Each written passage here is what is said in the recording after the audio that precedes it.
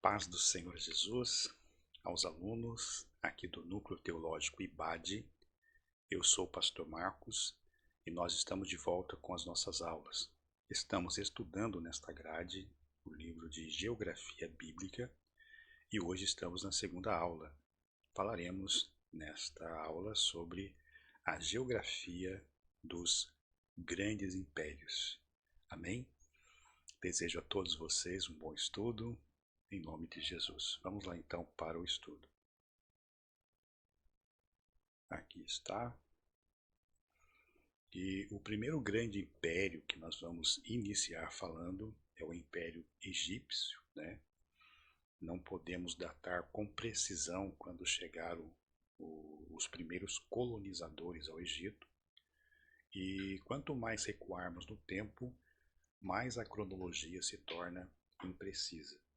Sabemos, contudo, que os primeiros habitantes dessa região eram nômades. Nômades eram aqueles povos que não tinham um lugar definido, né? Vez ou outra estava conquistando outras regiões, né?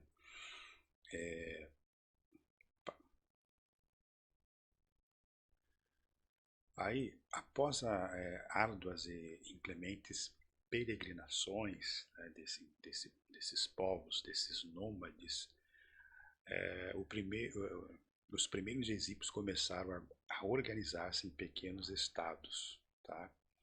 E essas diminutivas e inexpressíveis unidades políticas, conhecidas como nomos, foram agrupando-se com o passar dos séculos, tá? Veja-se que isso demorou para acontecer, até formarem dois grandes reinos. Nós temos aqui o Alto Egito na região sul e o Baixo Egito na região norte. Depois eu vou mostrar no mapa para vocês onde situava aí, o Alto Egito e o Baixo Egito. Tá? Ambos esses povos localizados, respectivamente, no vale do Delta do Nilo. Bom, entre ambas as regiões, né, havia um forte contraste. Então, dentre esses dois reinos aqui, dentre esses dois grandes reinos, por sinal, havia um contraste muito forte entre eles, né? Por exemplo, seus deuses eram diferentes, como diferentes eram também os seus dialetos, os seus costumes. Amém? Em todo o curso da história dessas duas regiões, se diferenciaram e tiveram consciência da sua diferenciação, quer nos tempos antigos, quer nos tempos modernos. Então se percebe que esses dois grandes reinos que se formou no Egito, o Alto Egito e o Baixo Egito, havia então esse contraste bem forte entre eles, ok?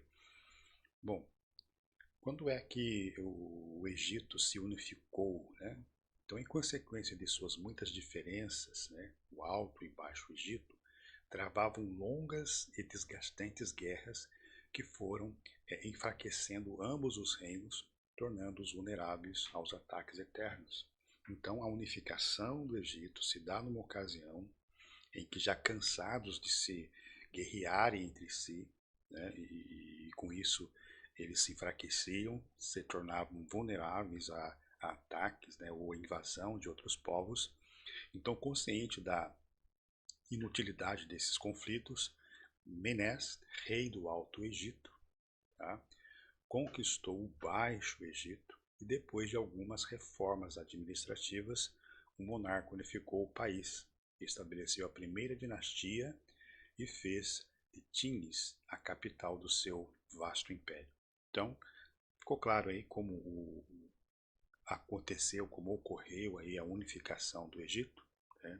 Menes, rei do Alto Egito, ele toma o Baixo Egito e ali forma então uma poderosa nação unificada, né? E nessa época o Egito conheceu um momento de glória singular, prosperidade, em decorrência de suas muitas expedições à costa do Mar Vermelho e às minas de cobre e turquesa do Sinai. Então, a nação egípcia, ela começa então a se engrandecer, né? Então, a unificação do Egito ocorreu aproximadamente em 3000 a 2780 a.C.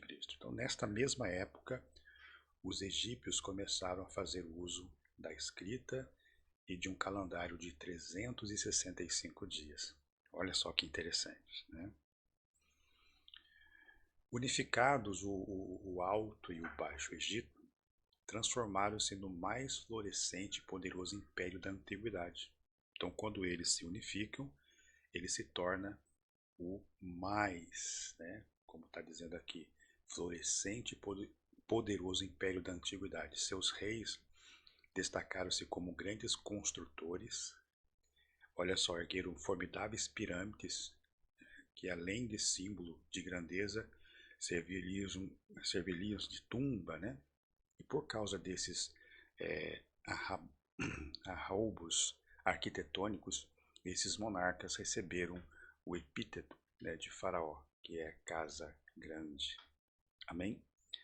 Então, muito importante essas informações. Bom, o Egito, ele se tornou essa potência, esse poderoso império, mas como todo, né, grande império que começaram, né, e tiveram o auge do seu reinado, mas também teve sua queda, né? Então, no final do Antigo Império, em que abrange o período de 2780 a 2400 a.C., o poder dos faraós começou a delinear, né, enfraquecer-se. E o fim da era de glórias é marcado por revoltas, desordens ocasionadas pelos governadores dos nomos. E uma febre da nobreza cresce e a influência da realeza decai perigosamente, né? E aproveitando-se do caos, diversas tribos africanas, asiáticas invadem o país. E é nessa ocasião que os Ixos, né, que vão dominar o Egito por um período de 200 anos aproximadamente, esses Ixos, né, que se tornam ali os faraós, é que vai, na verdade,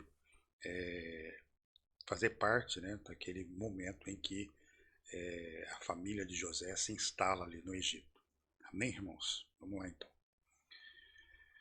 Então, nós demos aqui uma pincelada, né, sobre esse grande império, o Egito, o seu auge do seu poderio militar. Também apresentamos aqui a sua queda e as invasões que ocorreram ali. Aí nós vamos ter então agora um outro grande reino, né, muito conhecido, tão falado na Bíblia, a Babilônia, tá ok? Vamos lá. A origem da Babilônia, como começou a Babilônia? A Babilônia, no início, ela não passava de uma colônia comercial inserida no pujante contexto econômico da Suméria, e pouco a pouco ela foi crescendo, né, em importância até se tornar a mais florescente metrópole do Crescente Fértil. Nós falamos aqui nas primeiras aulas dessa região da Crescente Fértil, né? Sua história é uma longa e tediosa série de lutas sangrentas. Seus reis, sempre ambiciosos, empreendiam constantes guerras pela expansão do território e o poderio. Correto? Nos primórdios aqui, a data da fundação da Babilônia é incerta. A sua conexão com Acade e Calné, Gênesis 10 e 10, leva-nos a concluir que tenha nascido por volta do ano 3000 a.C. Tá? Os seus primeiros habitantes, no começo do segundo milênio antes de Cristo, diversos povos semíticos provenientes do Ocidente começaram a se estabelecer na Babilônia. Destes grupos étnicos, os caldeus, devido à sua genialidade militar e administrativa, proporcionaria à Babilônia o status de império mundial. Olha que interessante. Então, os caldeus, né, que vai administrar a Babilônia, eram gênios na área militar e administrativa. E aqui ocorre um fato muito interessante que talvez muitas pessoas não observam. Quando Deus chama Abrão, onde Abrão morava? Em Ur dos Caldeus. Então, entende-se que Abrão, ele era uma pessoa criada, nascida ali, e conhecia o que? Técnicas de arte militar e administrativa. Não é à toa que Abraão se tornou, né, um homem muito rico, muito próspero, porque ele tinha essa capacidade aprendida ali na cultura dos caldeus, área administrativa e militar, né? Porque quando ele soube que o seu sobrinho Ló, né, havia sido capturado por aqueles reis, ele levanta ali 318 pastores ali e vão a resgatar o seu sobrinho. Então Abrão, ele tinha uma noção de artes militar herdada aqui da sua região, dos caldeus. Olha que interessante, né? Vamos aí prosseguindo. Bom, aqui está o mapa, né, de domínio aqui do Egito. Toda essa área aqui amarelada, né, foi o espaço dominado pelos egípcios. E eu estava falando para vocês do mapa, né? Aqui está o Egito, tá? Então, aqui a nascente do rio Nilo, né, que se deságua no mar Mediterrâneo. Então, essa é a parte alta, né, o Alto Egito, certo?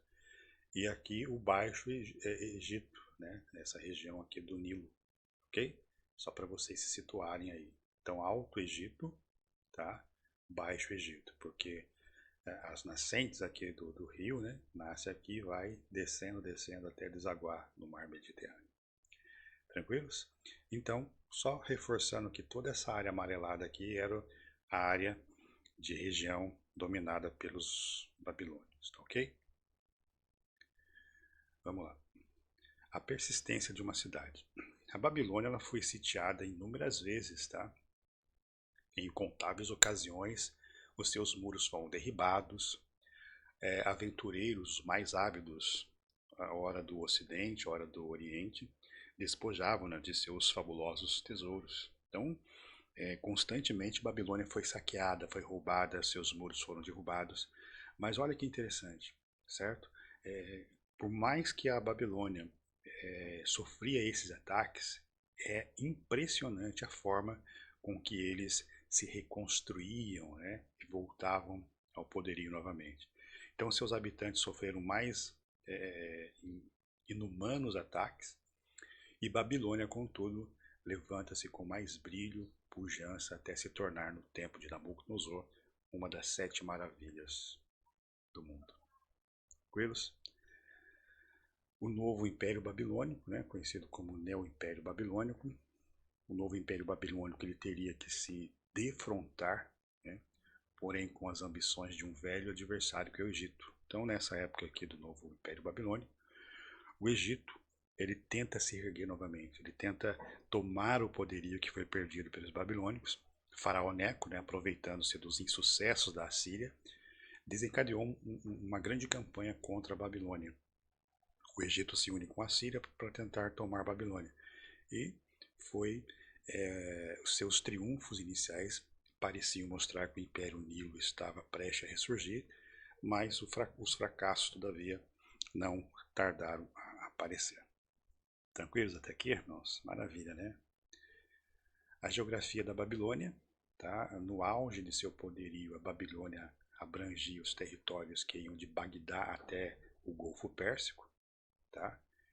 Empreendendo os antigos territórios de Sumer e Acade, estabelecida em uma região fertilíssima de chuvas constantes, a cidade conheceu um singular florescimento, tá? E foi a partir de Babilônia que o rei Nabucodonosor começou a forjar seu império, que dominaria todo o mundo conhecido daquela época. Então é nessa época que o rei Nabucodonosor ele se engrandece, né? Ele chega a achar praticamente que era um próprio Deus, né? E ele vai pagar um preço terrível por causa disso aí. Entretanto, a Babilônia merece destaque por tratar-se da capital do que seria conhecido por o Império Babilônico. E é justamente nessa região que ocorreram importantes eventos para a narrativa bíblica. Entre elas nós temos aí a construção da Torre de Babel, é dentro dessa região ocupada pela Babilônica, Gênesis 11. A chamada de Abrão, né, Gênesis 12, ocorre, lembra que eu falei de Ur dos Caldeus? Essa região. E o próprio cativeiro babilônico, né? Durante 70 anos que o povo de Deus ficou cativo na Babilônia. E dentro desse período destaca-se aí Daniel e Ezequiel, que exerceram os seus respectivos ministérios proféticos dentro do cativeiro babilônico.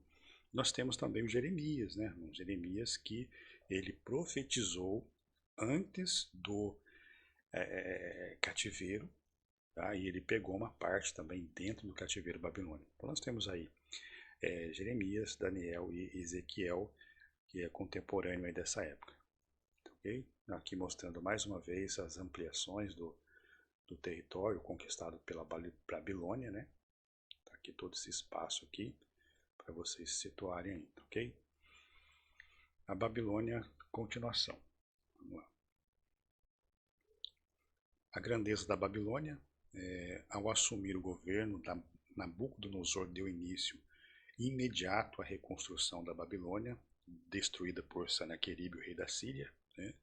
E a fim de alcançar seu intento, o rei deflagrou, né, uma campanha militar visando a captura de milhares de trabalhadores das mais diversas nações para que, em tempo recorde, transformassem a cidade na mais formosa e estoante das capitais. Então, nessa construção da Babilônia, o rei Nabucodonosor começou a agregar pessoas de todas as nações, de todos os povos, praticamente trabalhando como escravos, né, para que reconstruísse, tá, a cidade o mais rápido possível. Vamos lá então. Entre outras construções, Nabucodonosor edificou um muro em todo o perímetro da Babilônia, fazendo desta uma fortaleza inexpugnável. Tá? Então, nessa reconstrução da cidade, Nabucodonosor ele constrói um muro gigantesco e ele achava, né, que o seu império jamais seria destruído pelo tamanho, né, da sua fortaleza. Olha só, nenhuma potência inimiga seria capaz de subjugar a capital de seu império, pelo menos era o que ele pensava. Né? Tão largos eram os muros que sobre eles podiam trafegar duas garbosas carruagens, uma do lado da outra. Então se imagina, né, a grandeza deste grande muro levantada pelo rei Nabucodonosor. E de acordo com os cálculos fornecidos pelo historiador grego Heródoto, os muros da Babilônia, com 56 milhas de circunferência, certo? Compreendiam uma área de 200 milhas quadradas. Muita coisa, né? Vamos lá então. A singularidade da Babilônia levou Nabucodonosor a esquecer de sua condição humana e julgar-se o próprio Deus. É nesta ocasião que o rei Nabucodonosor vai ter um sonho, né? E ele vai sonhar que uma grande árvore crescia, certo? Fazia sombra nas arvorinhas pequenas e elas não podiam crescer. E ele ficou conturbado com esse sonho e chamou ali então, né, os sábios da época para que pudesse dar a interpretação desse sonho. E Daniel, com a ajuda e a graça de Deus, ele então decifra o sonho do rei Nabucodonosor, dizendo que esta árvore que cresceu era o próprio rei, né, achando o próprio Deus, e que se ele não se arrependesse, né, e não se humilhasse, Deus ia cortar, né, como no sonho aquela árvore foi cortada, Deus ia cortar o reino dele. Porém, ele não deu muito ouvido a Daniel, certo? Ele não deu a mínima para essa interpretação, e tanto é que o rei Nabucodonosor foi tirado do seu reino, foi viver como animais no meio do campo, comendo grama, cresceu unhas, pelos, e ele viveu 7 tempos, né? Aí, ou 7 anos, pastando com os animais. E lá no final dos 7 anos, ele reconhece o senhorio de Deus. Amém? Então, com Deus ninguém brinca, irmãos. Então, quando a gente olha, até mesmo nos dias de hoje, né, essas pessoas que querem se tornar grandes, essas vemos isso em todas as áreas, né? Na política, até mesmo em igreja, em todos os lugares, empresas, né? Essas pessoas que gostam de se achar, que acham que é o máximo, né? Deus, ele tem o tempo determinado para todas as coisas. Uma hora o arrogante cai, né? Uma hora o exaltado é humilhado. Esta é a grande verdade da palavra de Deus. Amém? Então, em consequência disso, foi punido pelo Todo-Poderoso e só viria a reconhecer a sua exiguidade, né, depois de passar 7 tempos entre as bestas feras, como eu falei para vocês aqui. Já o texto 3, a Babilônia e o povo de Judá, a interpretação das profecias bíblicas permite dizer que Deus constituiu a ascensão da Babilônia a fim de reprimir a crueldade da Síria e a impenitência dos demais nações do crescente fértil. Tá? Então Deus ele usa a nação da Babilônia para trazer uma correção para aquelas nações que viviam ali se orgulhando também. Nem mesmo Judá escaparia da ação judicial do Eterno. Judá, né, o reino já dividido, inclinando também aí para o caminho do pecado, da rebeldia, da idolatria, assim como o reino norte, né, que vai ser levado cativo pelos assírios, Judá que não escaparia dessa correção. E vemos dessa maneira que o Senhor se interessa pelos negócios humanos e intervém de acordo com a sua infalível economia na história dos povos. Então, há determinado momento de acontecimentos que parece que Deus não age, que Deus não faz nada, que Deus não está vendo. Engana-se quem pensa assim. Tudo está no controle de Deus. Nada foge do controle de Deus. Amém, irmãos? Então, nós costumamos a citar uma frase, né, que a fatura ela chega. Amém? Então as pessoas elas vão andando conforme o seu querer, fazendo coisas conforme acha que é o correto, mas um dia a fatura chega. Um dia Deus vai cobrar isso aí, como cobrou dessas nações aqui que se achavam poderosíssimas, né? A tribo do rei Davi, que se havia convertido no Reino Sul em virtude do cisma israelita 931 a.C., terminaria por quebrantar a aliança mosaica, adotando como deuses os mais objetos e ídolos, né? E conforme a denúncia, o profeta Jeremias, como eu falei, né, que ele profetizou antes do cativeiro, toda a nação, certo? Apostata da revelação que o Senhor lhe havia entregue por intermédio de Abraão, Moisés e Davi. Então, aquela aliança que Deus fez com Abraão, fez com Moisés e com Davi, o povo quebrou, porque inclinou-se aos ídolos. E isso, com certeza, provocou a ira em Deus. Amém, irmãos? Segundo profetizara Jeremias, o fim do reino Judá viria inexoravelmente. Para evitar uma tragédia maior, Jeremias recomenda ao monarca judaico que se submeta ao soberano babilônico. Como Jeremias profetizou antes do cativeiro, tá? E ele vai dizer assim, olha, não adianta lutar contra a Babilônia. Né? Então Jeremias profetiza dizendo assim, olha, o que Deus está querendo é que a gente se submeta a eles. É um período que vai acontecer, não temos como fugir. E devido a essa profecia do profeta Jeremias, ele foi considerado como um traidor. Disseram que Jeremias estava trabalhando para a Babilônia. Não aceitaram de forma alguma isso. Né? Então, se não fosse aí a ação divina, Jeremias teria até sido morto, apedrejado. Tá ok? Bom, já o texto 4, a Babilônia e o povo de Judá, né? Depois de vencer as forças judaicas, Nabucodonosor faz de Jeoquim um mero vassalo, tá? Então começa a cobrar pesados impostos ali dos judeus, tá? E o representante da dinastia davídica foi obrigado a enviar regularmente pesados impostos para a Babilônia, e no ano 603 a.C., porém o rei de Judá resolve não mais observar os compromissos assumidos e tenta sacudir o jugo babilônico.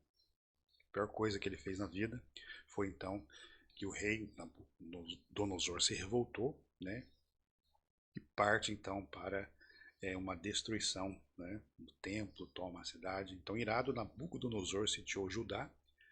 Ainda insatisfeito, prendeu o rei Joaquim, juntamente com a nobreza judaica, deportou-os para a Babilônia.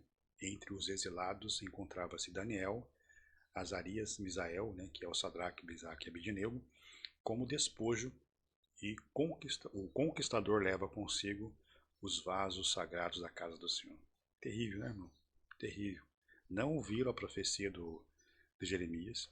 O rei recusa-se a pagar impostos, tenta uma ação contra a Babilônia, certo? E a Babilônia era a ação corretiva de Deus para a vida deles. E aí então Babilônia entra com fúria e fez o que fez aí com a nação. O fim da Babilônia, né? Então, em 539 a.C., a gloriosa Babilônia expira com o Império Mundial. O que parecia inexpugnável agora se desfaz no pós-cinza. Como eu disse, né, irmãos? Deus não deixa passar nada. Amém? Deus usou Babilônia como instrumento para corrigir nações, inclusive Judá, sim. Só que eles exageraram na dose. Amém, irmãos? E a punição viria para eles também. O que parecia inexpugnável agora se desfaz no pós-cinza. Cumpria-se assim o que fora predito pelos santos profetas. O Império Babilônico teve vida relativamente efêmera, ou seja, passageira, e ainda não havia completado 70 anos e já emitia sinais de fraqueza e degeneração. Enquanto isso, a coligação medo-persa fortalecia-se continuamente e se preparava para conquistar a dourada metrópole do Crescente Fértil. Então, nesse período de queda, de enfraquecimento da Babilônia, Deus já estava preparando o reino aqui medo-persa, que iam tomar a Babilônia, amém? Ia invadir a Babilônia. E uma coisa muito importante ia acontecer aqui: Ciro, né, o rei persa, ia então permitir o retorno dos judeus para a sua nação, com a ordem de reconstruir o templo de Jerusalém. Amém, irmãos? 538 a.C., enquanto o rei Belsazar, filho de Nabucodonosor, participava juntamente com seus mais graduados ministros oficiais e concubinas de uma desenfreada orgia, os exércitos do Medo-Persa apossaram-se da Babilônia, transformando em uma mera possessão iraniana. Então, exatas são as palavras de Deus na boca de Daniel. Então, Belsazar, filho de Nabucodonosor, resolveu dar uma festa para comemorar ali, né, com os seus ministros, com os seus oficiais, com as concubinas, de uma festa totalmente pagã, com orgias, né? É nesse momento que o rei Ciro invade a Babilônia, tá? E a informação que temos é que nesse mesmo ataque, né, à noite, já o rei Belsazar já havia sido morto. Então instala-se agora o rei Ciro comandando aí, né, a Babilônia, ou destruindo a Babilônia. Dário, um dos mais destemidos e proeminentes generais de Ciro II, tomou a Babilônia, matou o libertino Belsazar, rei dos caldeus. Tempos depois, reprimindo um levante na cidade, o rei Xerxes ordenou a destruição do símbolo maior da religião babilônica, que é a estátua de Marduk, que era um deus da Babilônia, né? Tão enfermo é o orgulho humano, né? Quão passageiro é o orgulho humano. Amém? O Império Persa. Irmãos, aqui nós vamos falar desse grande império, o Império Persa, né, que agora domina a Babilônia, amém? E que se estabelece ali fazendo uma coisa muito importante. As origens. O capítulo de Gênesis é conhecido como o índice das nações em virtude de registrar o nome dos principais patriarcas da humanidade. Porém, nessa importante porção das Sagradas Escrituras, não encontramos uma referência explícita ao povo persa. Julga-se por isso que a Pérsia só viria a ganhar fôlego de independência cultural e étnica após a dispersão da Torre de Babel. No século XX, a Pérsia adotaria uma nova nomenclatura, que hoje é reconhecido como Irã, tá? Em clara referência às suas origens culturais. Então, hoje a Pérsia, essa região da Pérsia, hoje é o Irã. Amém, irmãos?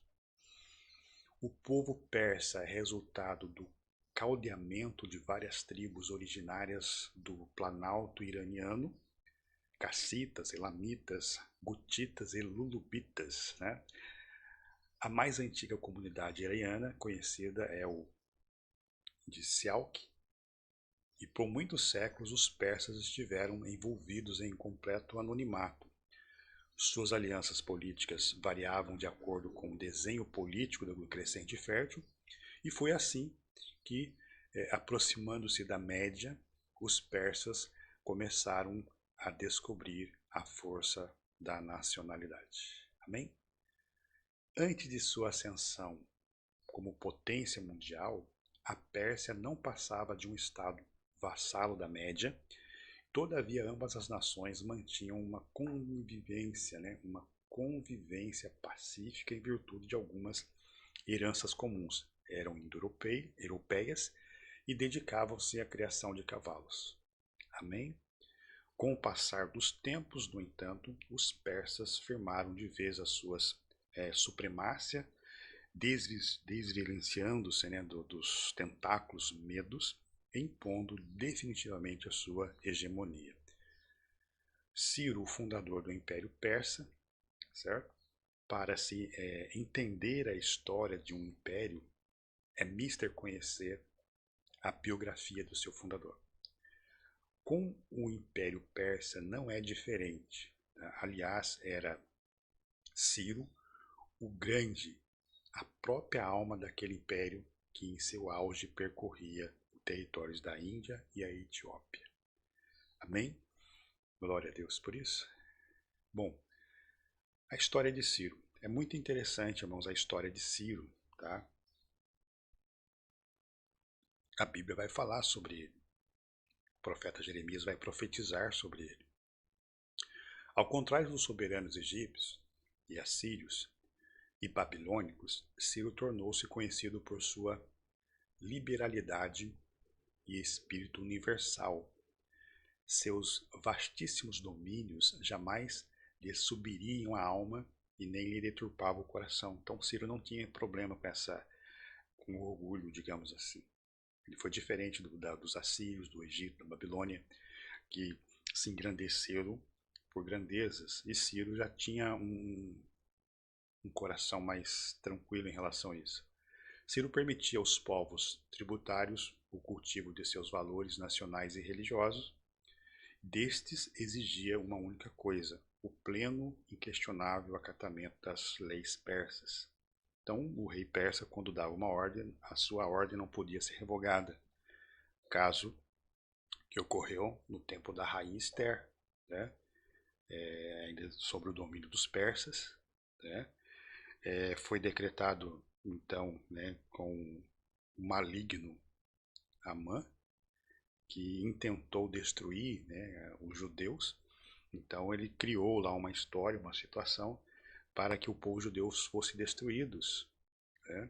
Então o rei havia assinado ali aquela sentença, e a sua sentença não pôde ser revogada. Já falamos isso em aula passada, né, como ocorreu o fato.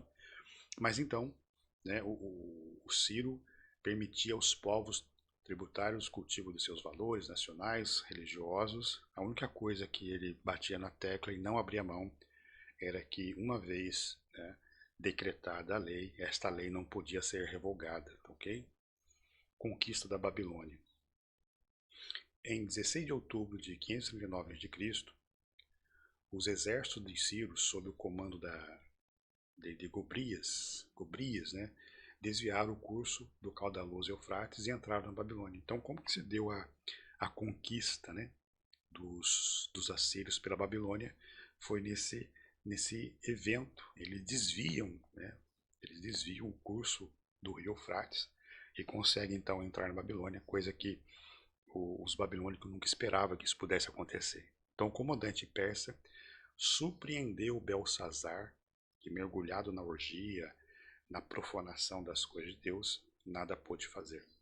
E naquela mesma noite, de acordo com o relato do profeta Daniel, o libertino rei babilônico foi morto e seu reino passou para as mãos dos medos persas. Amém? Qual era a política de Ciro? Ciro era um monarca generosamente tolerante com os vencidos, tá? Tratava-os com dignidade e consideração, diferentemente da Síria, né? Que torturava os seus prisioneiros de guerra, fazendo atrocidades com eles aí. Então ele era diferente disso. Seu maior traço e perfil do ilustre persa, Ciro foi, é verdade, um conquistador, porém não teve o aspecto primário dos monarcas guerreiros da sua época. A sua dominação se fazia opressiva pelas obrigações econômicas exigidas, o que aliás explica as constantes revoltas, né? Contudo, seu imperialismo era, sem dúvida, superior aos primitivos cruel dos conquistadores assírios. Quando de sua morte, 529 a.C., o Império Persa já dominava quase todo o mundo conhecido daquela época. Amém? Então aqui, irmãos, nós vamos encerrar esta aula. Eu disse a vocês que nós vamos fazer esta aula em dois vídeos, tá? Porque é bem extenso o assunto, não dá para resumir numa só aula, tá? Então, nós dividimos aqui esta aula, né? Então na próxima aula será a continuação da unidade 2, amém? Então o próximo vídeo não será a terceira aula, é a segunda aula do capítulo da unidade 2, tranquilo? Agradeço aos alunos que têm sido assíduos aí no estudo e você também, né, que tem a oportunidade de assistir esta aula, mesmo não sendo nossos alunos. Amém? Desejo a vocês um bom final de semana. Fiquem com Deus.